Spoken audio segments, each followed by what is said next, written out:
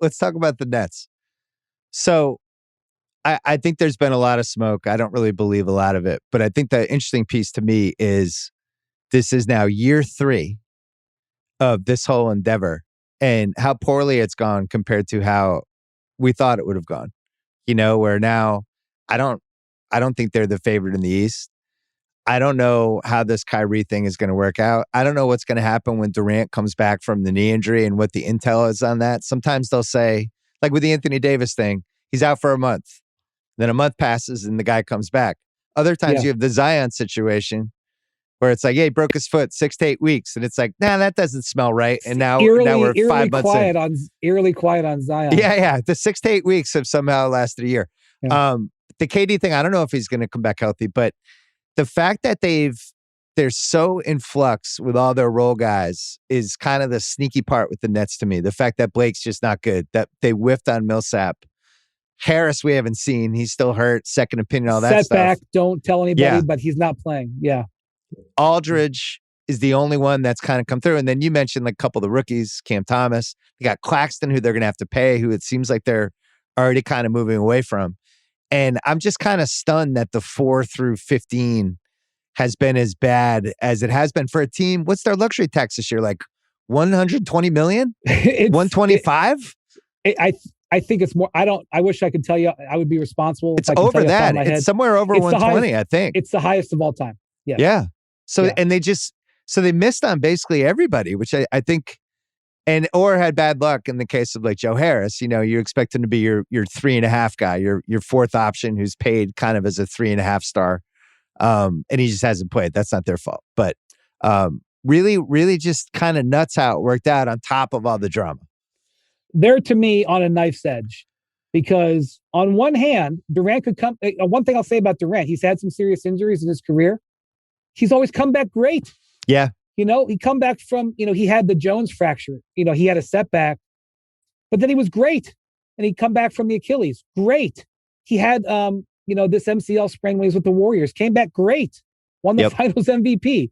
So he could come back and be great. And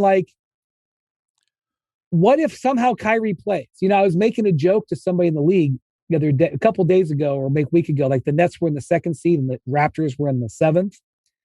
And obviously, if that were to happen in April, they have to get through the play-in term, whatever. But Kyrie couldn't play in any of the games because he can't play in Canada and he can't play in Brooklyn.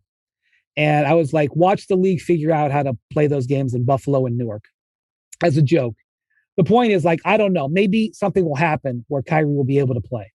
And I don't Newark. think it's going to be. Newark would be a fun wrinkle. Imagine that. I mean, to be honest with you, if they did it,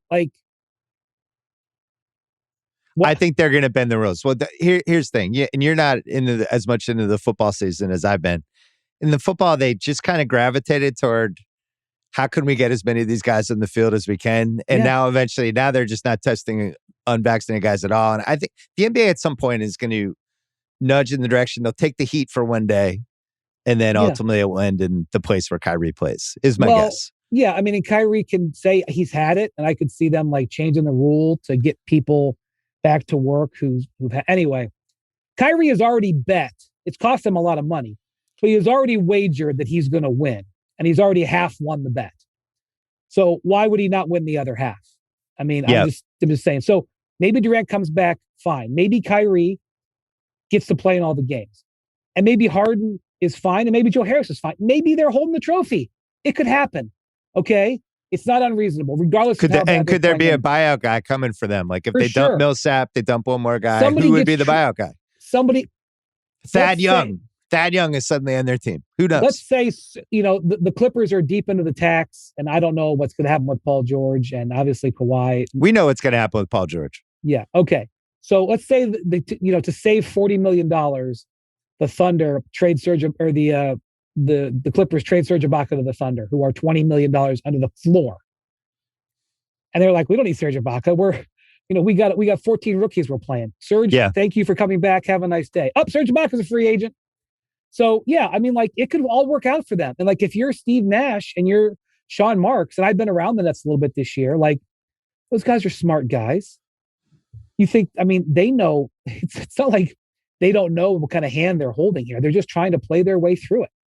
So it could all work out. But, Bill, what if this goes the other way? What if they can't play Kyrie in like half of the playoff games and they get, or Durant's not 100%? And KD has the knee soreness. Harden never loses or, the Harden's extra weight. Harden's already got another hamstring issue. Yeah. What happens if they lose? Supposedly has another hamstring issue. Harden opts out, Kyrie opts out. Yeah. And Durant already opted in thinking the other two guys were joining him. And right. Yeah. Well, let me ask you this. If you're Joe Tsai, I mean, I know you're worth like $50 billion, whatever, but you're still a businessman. Yeah. What contract are you offering Kyrie Irving? Are you offering him a 5-year, $250 million contract? How can you do that? I'm going the other way. I haven't said this on a pod, and I think you're probably going to agree with me. I would trade Kyrie in the next 10 days if I could get something for him. I don't think they can. I think there's teams would talk themselves into it. The problem is he can opt out. And if it's a place he doesn't want to be, he's already told 2 places he didn't want to be, sayonara. So I don't know how you're going to get a premium for it. I'm not saying they'll get a lot for him. But if you're like the Clippers and your season's going in a direction that I think we both agree is down. I don't think we see Paul George again this year. I really don't. And you could turn Reggie Jackson and Morris into Kyrie. And either those guys just come off your cap, or now you're in pole position with Kyrie and Paul George and Kawhi for a year from now. I think you have to think, and I'm not reporting this. I'm just trying to think logically, like who would look at Kyrie as an asset? I think the Mavs are playing so well right now that they're probably would steer away. So it's got to be a team that is either doesn't care if he plays every game this year, or, is trying to take advantage of Brooklyn, basically. Well, I could see something like that happening in the summer because it's just awkward. I think it's hard in the middle of the season because I think, again, the Nets' best play is to just hope for everything to come together. Hope for the 3 guys, which they're saying publicly. They've been pretty clear about. You know what's interesting? I was looking at FanDuel for the Eastern Conference odds. Yeah. The Nets are still the favorites. The Nets are plus 135. Milwaukee's 2-1. I still like Milwaukee the most, but they continue to just lose to teams that you would think like, all right, when are they going to turn on the switch? When's the 15-game winning streak coming? And it just hasn't happened all season. And then Philly's getting some buzz. The team to beat, in my view. That's how I feel. And then Miami is kind of lurking as something. But I don't think from what we've seen from Lowry this year that I trust him for 3 straight playoff rounds. True, but they still have the Oladipo thing. I don't know what he's going to give him, but don't forget about him lurking back there.